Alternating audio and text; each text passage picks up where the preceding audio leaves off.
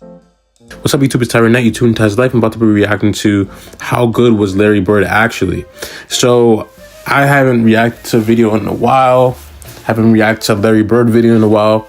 I'm trying this new thing, doing voiceovers to see if you guys like it. Let me know in the comments if you guys want to see my face. If you don't, let me know. But yes, we're gonna be reacting to Larry Bird again. As you know, and if you watch my videos, I'm very fond of Larry Bird's game. The way he could shoot the ball, facilitate, and he can also play defense too. I feel like that's an underrated part of his game, but he does everything in his power to win games, make the right play, just for his team, not just for himself. You can see he plays for his team.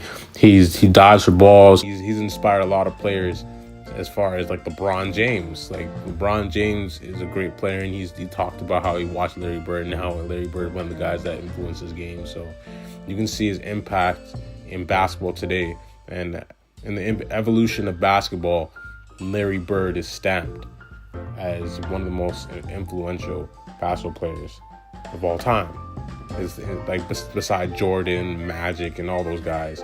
Like, he's up there. So yeah, we're gonna get into this video. We already know how good Larry Bird is, but we're gonna get into the video. Yeah, let's get into it. Bird was one of the best players to ever touch a basketball, and together with Magic Johnson, the biggest NBA star of the 80s. What made him so successful, considering he was quite unathletic? And how would he fare in today's NBA? True. Did he win just because his teams were loaded? And where does he stand among the best shooters of all time? Watch the rest of the video to find out. A hick from French Lick. Bird was born into a poor family in French Lick, Indiana, a town of 2,000 inhabitants. Larry grew up a shy, introverted kid who didn't talk much, and he did most of his talking on the basketball court. He grew up to 6'9" and played at small forward. But with his understanding of basketball, he could play whatever position he wanted. Larry finished his high school career as the best scorer in school's history, and he could choose where he wanted to go to college. He started playing for Bobby Knight at Indiana University, but didn't like the spotlight and being around so many people. He then settled at Indiana State University, where the pressure was much less than with the Hoosiers. Larry averaged 30.3 points, 13.3 rebounds, and 4.6 assists in college. The Sycamores were invincible in Bird's senior year and became the #1 team in the country with a 33-win streak. Their only loss came in the 1979 NCAA Finals, where they played against Michigan State, led by senior guard Earvin Johnson. Despite 19 points from Bird, Magic and his teammates celebrated the title in what was the most watched college basketball game in history at the time. Bird was named the Collegiate Player of the Year, leaving Indiana State as the 5th-ranked NCAA scorer of all time. He was already drafted, as the Boston Celtics selected him in the NBA draft in 1978, hoping that Bird, who qualified for the NBA as a junior, would skip his senior year. He opted to stay in Indiana, and when he finally arrived in Boston, the Celtics looked nothing like their championship selves, with consecutive losing seasons. Bird then single-handedly caused the biggest turnaround ever seen in the NBA at the time. Boston improved their record from the season before by 32 wins, and finished with 61 wins and 21 losses. Although his arch-rival Magic Johnson had an impressive season and won the title with the Lakers, Bird was named the Rookie of the Year with the average of 21.3 points, 10.4 rebounds, and 4.5 assists. He also made the All-Star team and first-team All-NBA. And even... Let me know in the comments what you think about that year of Larry Bird winning Rookie of the Year, because it is crazy that Magic Johnson went to the finals. Well, Rookie of the Year probably was named before the playoffs, right? Let me know in the comments if you guys know when they awarded the player in the NBA, rewarded the players for their accomplishments, I guess. As far as MVP, Rookie of the Year, if they did those awards before the playoffs or after. I'm assuming before, but let me know what you guys think about Larry Bird winning the Rookie of the Year. Was it close? Was it neck and neck? I believe it seems like it was very close, because from what I see, if it were to be after the playoffs, that would be neck and neck, because Magic Johnson, what he did in the playoffs as a rookie, playing at the center position, putting the numbers that he did, like, for him to have competition too, if he were to do all of that and still lose, that would tell you something about how lethal Larry Bird is. But I believe it was before the playoffs, because I don't think they started doing that until like recent times, like where they would award the Rookie of the Year after the playoffs. If both rookies are in the playoffs, or MVP after the playoffs, if both players that are contending for the MVP award are like going against each other, and whoever wins, whoever loses, who outperformed who, type of thing. But I believe it was probably before, and Larry Bird probably had a better season than Magic Johnson.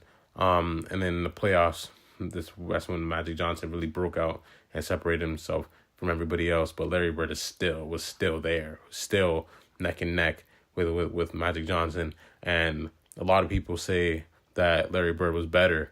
And a lot of people say that Magic Johnson was better. It's like 50-50 with most people. But I think Larry Bird was more skilled. I think he was more skilled.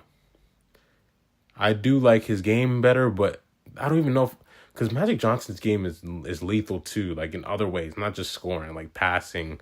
The fact that he can play all 5 positions, he's versatile. His finishing ability, like I feel like he's very much a threat as much as Larry Bird, but Larry Bird is different, man. Guarding him is probably hell. So let me know what you think in the comments. I would put Larry Bird over Magic. Let me know if you would do the same. Yeah. Let's get back into the video. Finished 4th in the MVP voting and proved he could transform a mediocre team into a great one, all by himself. A new green dynasty.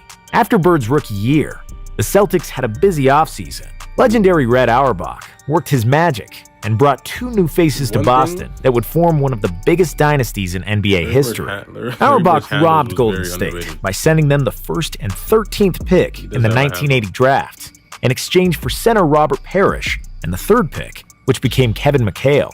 Along with the newly formed Big Three, the Celtics also had an all-star point guard, Nate "Tiny" Archibald, young and athletic forward Cedric Maxwell, and a few well-integrated role players that made the team complete. The head of the snake was, of course, Larry Bird, who was 2nd in MVP voting, en route to a league-leading 62-20 record. The Celtics avenged the loss to the Sixers from the previous year, and after a tough 7-game series in the Eastern Finals, they were in the NBA Finals once again. There they would be met by the Houston Rockets, led by prime Moses Malone, who was arguably the best center in the league at the time. Malone averaged 23 and 16 in the series, but the Celtics were too good of a team and would win the title with 4 games to 2. Bird averaged 15 points, 15 rebounds, and 7 assists for the series. Stay tuned for part 2 by clicking on the bell to turn on your post notifications and like. Comment, subscribe, and share for more content. Please stay tuned for your daily devotion. Good news about Jesus is that when the disciples come to him tired, he does not say, "Go away from me and get yourself together. Come back and then I can use you." He says, "Come away with me." The cure for your exhaustion is intimacy with Jesus. I'm saying, I agree. Take the holiday, take the vacation, tell them you need a little sabbatical, you got to step back for just a little bit, you need a little margin in your life. Take the holiday, but don't take a holiday from Jesus. Don't take the sabbatical from your relationship with the Lord. Prayer shouldn't exit your schedule because these are your rest days. You still need to be the deer that pants after the water. Your soul has still got to be replenished and can only be replenished when you have intimacy with him.